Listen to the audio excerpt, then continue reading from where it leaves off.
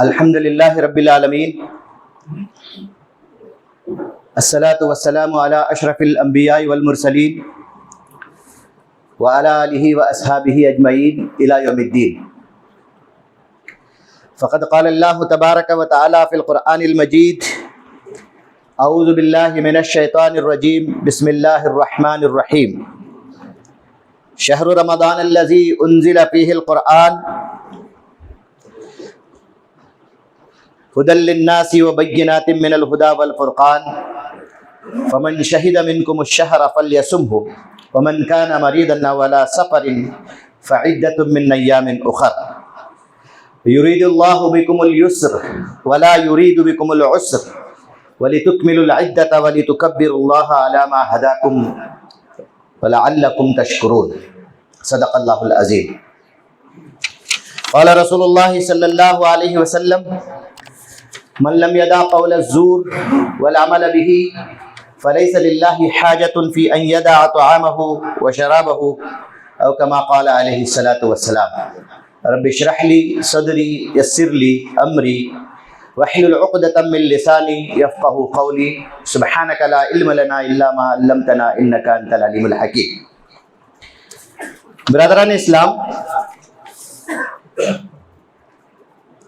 ہم اس وقت ماہ شعبان سے گزر رہے ہیں۔ 13 یا پھر 14 دنوں کے اندر ہم پر ایک عظیم اور ایک برکت والا اور ایک مبارک مہینہ ہم پر سایہ فگن ہونے والا ہے۔ شعبان کا مہینہ اصل میں رمضان کے استقبال کا مہینہ ہے۔ رمضان کے لیے ابھی 13-14 دن باقی ہیں، تو رمضان کا تذکرہ 12-15 دن پہلے کیوں؟ ایک سوال پیدا ہوتا ہے۔ اس سوال کا جواب ہمارے سامنے اس حیثیت سے آنا چاہیے کہ ماہ شعبان اللہ کے رسول صلی اللہ علیہ وسلم کی نگاہ میں یہ استقبال رمضان کا مہینہ ہوا کرتا تھا۔ اللہ کے رسول صلی اللہ علیہ وسلم ماہ شعبان میں کثرت سے روزے رکھا کرتے تھے۔ یہ اصل میں اللہ کے رسول صلی اللہ علیہ وسلم کی رمضان کی تیاری تھی، شوق اور ذوق تھا جو اللہ تبارک و تعالیٰ کے لیے آپ صلی اللہ علیہ وسلم اس آنے والے مہینے کے اندر اپنی تربیت اور اپنے تزکیے کے لیے، امت اور امت کے تزکیے کے لیے جو پلان اور جو منصوبہ عطا فرمایا ہے، اس میں ایک بندہ مومن داخل ہو کر کے اپنے نفس کا، اپنے اخلاق کا اور اپنے کردار کا تزکیہ کر سکے۔ حضرات، رمضان کا جو مہینہ ہے اس کے مقصود پر نگاہ ہونی چاہیے، اس کے مطلوب پر نگاہ ہونی چاہیے۔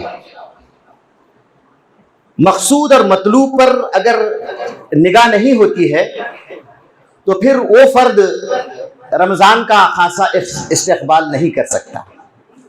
اور مہینوں کی طرح یہ مہینہ بھی ہم پر آتا ہے اور اس پر آتا ہے اور پھر چلا جاتا ہے، لیکن اس کا مقصود اور اس کا مطلوب اگر اس پر واضح نہ ہو تو پھر وہ رمضان کا صحیح استقبال کر نہیں سکتا۔ مختصراً آپ کے سامنے یہ بات میں رکھ دوں کہ رمضان کا اصل مقصود اور رمضان کا اصل مطلوب یہی ہے کہ بندہ مومن کا پوری طریقے سے ایک تزکیہ ہو جائے۔ رمضان کے اندر بندہ مومن جو پلاننگ، جو منصوبہ بندی اس کے اندر رکھی گئی ہے، اس کے مطابق آدمی اگر اس کے لیے تیار کر کے جاتا ہے تو پھر اس میں اس کے لیے کچھ سامان مل سکتا ہے اور پھر اس کے لیے کچھ تزکیے کا اور خدا سے قربت کا سامان اس کو میسر آ سکتا ہے۔ لہذا یہ بات ہمارے سامنے معلوم ہوئی کہ رمضان کے مہینے کے آنے سے پہلے بندہ مومن کو اس کی تیاری کرنے کی ضرورت ہے۔ عام طور پر ہم استقبال رمضان کی بات کرتے ہیں، رمضان کا استقبال ہونا چاہیے۔ یہ رمضان کا استقبال کیا ہے؟ اصل میں رمضان کا استقبال یہ ایک تیاری ہے جو فرد کو ایک ریکوائرمنٹ دیا جا رہا ہے، فرد کو ایک ٹائم ٹیبل دیا جا رہا ہے، فرد کو ایک تربیت کا ایک کورس دیا جا رہا ہے۔ اس ریکوائرمنٹ پر، اس ٹائم ٹیبل پر اور پھر اس تربیت کے اس نظام پر فرد کی اگر نگاہ نہیں ہوتی ہے تو پھر وہ اس کورس سے صحیح فائدہ حاصل نہیں کر سکتا۔ لہٰذا اس کی تیاری کی ضرورت ہے۔ آدمی تیار رہے کہ مجھے ابھی ٹریننگ کے اس کورس کے اندر داخل ہونا ہے، تب جا کر کے اس کا استقبال صحیح معنوں میں ہو سکتا ہے۔ آپ دیکھیے اللہ کے رسول صلی اللہ علیہ وسلم سے جو دعا ہم کو ملتی ہے وہ یہی ہے کہ اللہم بارک لنا فی رجب شعبان وبلغنا رمضان۔ جب رجب کا چاند اللہ کے رسول صلی اللہ علیہ وسلم دیکھتے تو پھر یہ دعا پڑھتے کہ اے اللہ رجب اور شعبان کے اندر برکت نصیب فرما، بارک لنا فی رجب و شعبان اور رجب اور شعبان کے اندر برکت نصیب فرما، وبلغنا اور ہم کو پہنچا دے رمضان کے مہینے کے اندر۔ یہ ایک دعا ہے۔ یقیناً رمضان جب آدمی قریب سے دیکھتا ہے تو خدا سے تمنا کرنا چاہیے۔ موت کب، کس وقت، کس حالت میں آتی ہے اس بات کا اندازہ کسی کو نہیں ہے۔ بوڑھے ہو کر کے ہی مریں گے اس کا بھی کوئی اندازہ نہیں ہے، جوان نہیں مریں گے اس کا بھی کوئی صحیح ثبوت نہیں ہے۔ موت کسی بھی وقت آ سکتی ہے۔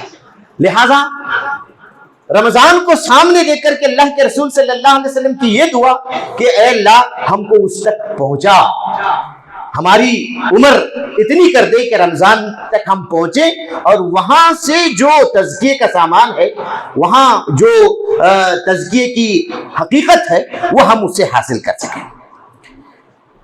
اسلاف رمضان کی تیاری کے سلسلے میں بہت حساس رہا کرتے تھے، یہاں تک کہ بات آتی ہے رمضان کے آنے سے 6 مہینے پہلے وہ اپنی رمضان کی تیاری شروع کر دیتے تھے، اس کی فکر مندی، اسے کیسے استعمال کیا جائے۔ رمضان کے گزرنے کے بعد پھر 5 مہینے اس بات کی فکر ہوتی تھی کہ پروردگار جو کچھ ہم نے کیا ہے اے اللہ تو اسے قبول فرما اور اس کے ذریعے سے ہماری اپنی زندگی بہتر بنا۔ یہ اسلاف کا ہے۔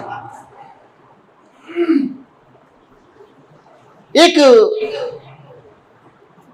بہت بڑے عالم ابو بکر البلخی وہ فرماتے ہیں کہ شہر رجب شہر الزر وشہر شعبان سقى الزرع وشہر رمضان حصاد الزر۔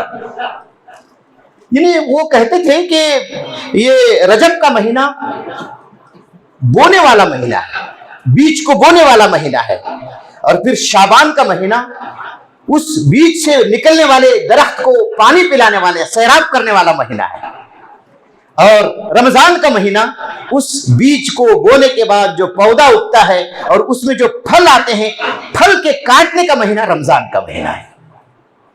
آدمی رمضان میں ایسے ہی داخل ہو جائے، کوئی بیج نہ بوئے، کوئی بیج کو پانی نہ دے، اس کی اچھی کسانی نہ کرے، تو پھر یہ تمنا کرے کہ رمضان کے اندر مجھے کچھ حاصل ہو جائے، اس سے حاصل ہونے والا نہیں۔ تو رمضان کے مہینے میں ہمیں پوری تیاری کے ساتھ، پورے احساس کے ساتھ، پورے جذبے کے ساتھ ہمیں پہنچنے کی ضرورت ہے۔ اب رمضان کیا چاہتا ہے یہ بات واضح ہونی چاہیے۔ رمضان جو چاہتا ہے آپ کو، اگر وہ علم میں ہے تو پھر آپ اس کی تیاری کر سکیں گے۔ اب رمضان میں سب سے بڑی عبادت کیا ہے؟ رمضان کے مہینے کے اندر روزے کی سب سے بڑی عبادت رکھی گئی ہے۔ رمضان کے اس پورے ٹوٹل مہینے کے راز کو جو بات بتائی گئی ہے وہ یہ ہے کہ رمضان میں ایک کتاب نازل کی گئی جو قرآن مجید ہے، جو انسانوں کی تقدیر اور جو انسانوں کی تقدیر کو بدل سکتی ہے، وہ کتاب اس مہینے کے اندر نازل کی گئی۔ روزہ اور قرآن یہ رمضان کا اصل ٹریننگ کے کورس کے کیا ہے بنیادیں ہیں۔ اب اگر ایک آدمی یہ سمجھتا ہے کہ میرا تزکیہ ہونا چاہیے، میں پاک ہونا چاہتا ہوں، تو رمضان سے پہلے اس کی تیاری ہونی چاہیے کہ میں روزے کے ذریعے سے کیسے اس ٹریننگ کو حاصل کر سکوں، اس کورس کو حاصل کر سکوں، قرآن سے میں کیسے استفادہ کر سکوں، یہ اس کی پہلے سے تیاری ہونی چاہیے۔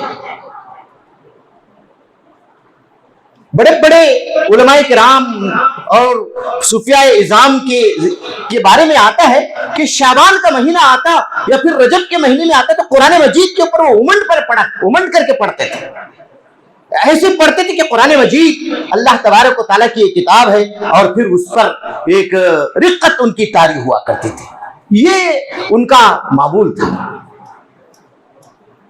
تو پھر رمضان ہمیں کیا بنانا چاہتا ہے، رمضان کس طرح کا تزکیہ کرنا چاہتا ہے، اس پر ہماری نگاہ ہونی چاہیے۔ میں نے ایک حدیث آپ حضرات کے سامنے پڑھی، اس پر ایک بات آپ حضرات کے سامنے رکھنا چاہوں گا، وہ یہی ہے کہ رمضان جو چاہتا ہے وہ یہی ہے کہ زندگی سے جھوٹ نکل جائے، زندگی سے نفاق نکل جائے، زندگی سے دوغلاپن نکل جائے۔ یہ اصل میں رمضان کا مطلوب ہے کہ آدمی خدا کے پاس ایک، بندوں کے پاس ایک، اس کا معاملہ الگ، ادھر معاملہ الگ نہیں، بلکہ روزے کے ذریعے سے جو تربیت مقصود ہے وہ یہی ہے کہ اللہ کے رسول صلی اللہ علیہ وسلم نے جو فرمایا، من لم یدع قول الزور، جو آدمی جھوٹ کو نہیں چھوڑتا، والعمل به، اور پھر اس جھوٹ پر عمل کو نہیں چھوڑتا، فلیس للہ حاجۃ فی ان یدع طعامہ وشرابہ، اللہ تبارک و تعالیٰ کو اس بات کی حاجت نہیں ہے کہ وہ آدمی بھوکا اور پیاسا رہے۔ بھوکا اور پیاسا رکھنا مقصود نہیں ہے، انسان کے اندر یہ طاقت اللہ تبارک و تعالیٰ نے رکھی ہے کہ وہ اپنے آپ کو کنٹرول کر سکتا ہے۔ یہ محض حیوان نہیں ہے کہ جہاں چاہے منہ مار ڈالے، کھائے پیے، جو کھانا نہیں چاہیے وہ کھاتا رہے اور جو نہیں پینا چاہیے وہ پیتا رہے، جانوروں کا یہ عمل ہے۔ لیکن انسان کو اللہ تبارک و تعالیٰ نے وہ طاقت اور قوت نصیب فرمائی ہے کہ جس کے ذریعے سے وہ اپنے آپ کو قابو میں رکھ سکتا ہے۔ ہم دیکھیں کہ اللہ تبارک و تعالیٰ کا یہ مبارک مہینہ ہم پر آ رہا ہے، ہم سے کتنا جھوٹ ہماری اپنی زندگیوں کے اندر ہے، ہم کتنا غصہ ہوتے ہیں، مزید بہت سارے اخلاق ایسے ہیں جو اللہ کو اور رسول کو ناپسندیدہ ہیں اور وہ ہمارے اندر ہیں۔ رمضان کے آنے سے پہلے ان کی فہرست بنا دیجیے چاہیے، اس کی فہرست کسی کو دکھانے کی ضرورت نہیں ہے کہ صاحب میری یہ فہرست ہے میں اس کو دور کرنا چاہتا ہوں، نہیں، ہمارے دل کے اندر وہ فہرست ہو، ہم اسے تحریر کر لیں کہ میرے اندر جھوٹ بولنے کی بیماری ہے، میرے اندر غصہ ہونے کی بیماری ہے، میں کنجوس ہوں، میں کسی پر خرچ نہیں کرتا، میں کیا ہے کہ صبح میں نہیں اٹھتا، فجر کی نماز کو میں نہیں اٹھ پاتا، میں اپنی اہل و عیال کے ساتھ فلاں غلطیوں کے ساتھ زندگی بسر کر رہا ہوں۔ ان ساری چیزوں کو نوٹ کر کے رمضان کے داخل ہونے سے پہلے، رمضان کے اندر داخل ہونے سے پہلے ان کو ریکٹیفائی کرنے کا معاملہ ہمارا اپنا ہونا چاہیے، تب چل کر کے ہماری اپنی رمضان کی اس ٹریننگ اور اس رمضان کی تربیت، ہماری وہ کیفیت بہتر ہو سکتی ہے۔ تو یہ جو بات بتائی گئی ہے کہ روزہ صرف اس کا نام نہیں ہے کہ آدمی بھوکا اور پیاسا رہے، بلکہ روزے کے ذریعے سے جو مطلوب ہے وہ نفس پر قابو پانے والی کیفیت ہمارے اندر ہونی چاہیے۔ اب ہم اپنے آپ کو بہتر سے بہتر بنانے کی فکر جب کرتے ہیں تو رمضان میں آپ کو اللہ تبارک و تعالیٰ کی وہ کتاب آپ کے سامنے آتی ہے، हमारा मामला अल्लाह तबारक व तआला की किताब के साथ ऐसा नहीं होना चाहिए कि भाई अलिफ लाम मीम से लेकर के ज़ालिकल किताबुल ला रैब फीह और फिर वन्नास तक उसकी आयात की तिलावत करते चले जा रहे हैं, तिलावत हो रही है मगर उस पर कोई समझने वाला मामला और उस पर गौर फिक्र और तदब्बुर की कैफियत हमारे अंदर नहीं है, तो फिर कुरान से इस्तिफादा बहुत मुश्किल है। सवाब की कैफियत अल्लाह तबारक व तआला के पास हो तो हो, लेकिन जिस मकसद के लिए कुरान जमीन पर नाजिल किया गया है, इंसान के अंदर जो तब्दीली कुरान देखना चाहता है, वो रमजान के महीने के अंदर हम उसको हासिल करने की कोशिश है। कुरान आपकी जिंदगियों को तब्दील करना चाहता है, कुरान आपकी जिंदगियों में एक इनकलाब पैदा करना चाहता है। अब वो किताब रमजान के महीने के अंदर नाजिल की गई। शहरु रमजान अल्लज़ी उन्ज़िला फ़ीहिल कुरआन, रमजान वो महीना है जिसमें कुरान नाजिल किया गया। कुरान मजीद की जो आयतें मैंने आपके सामने पढ़ी हैं, उसमें अल्लाह तबारक व तआला ने जो बात बयान फरमाई है, आप थोड़ा सा गौर करके देखिए। जब ये महीना तुम पाते हो, कुरान का महीना जब तुम पाते हो, कुरान के नुज़ूल का महीना जब पाते हो, तो तुम्हें रोजे रखना चाहिए। पहली बात का हुक्म यही है, फल यसुमहु, उसे चाहिए कि वो रोजा रखे। क्या मतलब है रोजे का? जो भी हमने समझने की कोशिश की, हम रोजे के जरिए से अपने आप को कंट्रोल करने वाला, अपने आप को काबू में रखने वाला, खुदा की बंदगी के लिए अपने आप को क्या है कंट्रोल में रखने की कैफियत हमारे अंदर हो, ये रोजे का मतलब है। ऐसा नहीं कि रमजान के महीने के अंदर एक माह की ट्रेनिंग हुई कि हलाल चीजों से भी आपको बस 15-16 घंटों के लिए रोक करके आपकी तरबियत ऐसी की गई कि रमजान के बाद आप खाने पीने की आजादी जब आपको मिल जाती है, उस सूरत में उस खाने पीने से बचे जो हराम है, और उस चीज से बचे जो लोगों को तकलीफ देने वाला मामला है, उस चीज से बचे जो लोगों को धोखा देने की बात अंदर आती है, उस चोरी से बचे जो मुआशरे के अंदर हम मुख्तलिफ अंदाज में गलतियां करके चोरियां करते हैं, उस चोरी से बचने की कोशिश करें। उस गुस्से से बचे जिससे बेकाबू हो करके लड़ाई झगड़े और ये सारी चीजें पैदा होती हैं। इसीलिए अल्लाह के रसूल सल्लल्लाहु अलैहि वसल्लम ने फरमाया, अस्सौमु जुन्नतुन, रोजा ढाल है। आप नेकियों को कमाना चाहते हैं, शैतान की वार आप पर होती है, आप रोजे से हैं, आपको उस चीज से रुकने की जरूरत है। हदीस के अंदर तो आता है, आपके पास अगर कोई लड़ने के लिए आता है, आपसे कोई लड़ता है, तो उसे आप साफ बता दें, इन्निम्रिउन साइम, मैं तो रोजा रखने वाला एक फर्द हूं, रोजा रखा हुआ हूं, मैं आपके साथ लड़ झगड़ नहीं सकता। ये कैफियत, ये कैपेसिटी उसकी पूरी जिंदगी के अंदर आ जाए कि वो ऐसा ना हो कि बात बात पर झगड़ता है, बात बात पर गुस्सा करता है, बात बात पर लोगों के साथ नाला हो जाता है। ये कैफियत आदमी के अंदर बदलनी चाहिए। हम पर कितने रमजान नहीं आए और हम रमजान से गुजरते ही आए, क्या हमारी कैपेसिटी, हमारा तज़किया, हमारा किरदार बदला या नहीं बदला? इसको हमें देखना चाहिए, इसकी तरफ हमें तवज्जो करना चाहिए। रमजान के गुजरने के बाद हमारे हालतों के अंदर तब्दीली नजर नहीं आती है, हमारे बैठने उठने के अंदर कोई तब्दीली नहीं आती है, हमारे चलने फिरने के अंदर कोई कमी नजर नहीं आती है, तो फिर उस पर हमें तवज्जो करने की जरूरत है। हमारा रमजान कैसे गुजरा, हमारा रमजान वाकई सही गुजरा या नहीं गुजरा? तो ये असल वो चीज है जिस पर हमें आपको तवज्जो करने की जरूरत है। मेरा वक्त खत्म हो रहा, मैं अपनी बात को खत्म करते हुए अल्लाह से दुआ करता हूं कि अल्लाह तबारक व तआला मुझे आपको आने वाले इस रमजान के अंदर हमें भरपूर तैयारी करने की अल्लाह ताला तौफीक नसीब फरमाए। हमारी तैयारी ज़हनी तौर पर भी हो, हमारी तैयारी अमली तौर पर भी हो। अमली तौर पर तैयारी यही कि शबान के महीने के अंदर आप लोगों ने भी, सब लोगों ने भी रोजे रखे होंगे, कुरान मजीद को उस खोलने की कैफियत भी आपने पैदा की होगी, और फिर इसी तरीके से मुख्तलिफ इंफाक की और फिर दीगर कामों की जो ट्रेनिंग हम रमजान के महीने के अंदर लेना चाहते हैं, उसको अभी से शुरू करके अमली और ज़हनी तैयारी की तरफ हमको तवज्जो करने की जरूरत भी है। वैसे दिल की बुराइयां, दिल की गंदगियां, दिल की बीमारियां रमजान के अंदर दाखिल होने से पहले اس کو نوٹ ڈاؤن کر کے اس کی اصلاح کی طرف توجہ کرتے ہیں تو انشاءاللہ ہمارا یہ رمضان، آنے والا یہ رمضان ہمارے لیے اور آپ سب کے لیے یقیناً ایک فائدے والا رمضان ہو سکتا ہے، برکت والا رمضان ہو سکتا ہے، مبارک رمضان ہو سکتا ہے۔ اس کے ذریعے سے ہم کچھ پیش قدمی کر سکتے ہیں، اور جو دین اللہ تبارک و تعالیٰ کا جو دین ہے، اس دین کی عظمت کا احساس یقیناً ہمارے دلوں کے اندر پیدا ہو سکتا ہے۔ ربنا تقبل منا انك انت السميع العليم وتب علينا انك انت التواب الرحيم صل وسلم على حبيبك محمد واله وصحبه اجمعين برحمتك يا ارحم الراحمين والحمد لله رب العالمين۔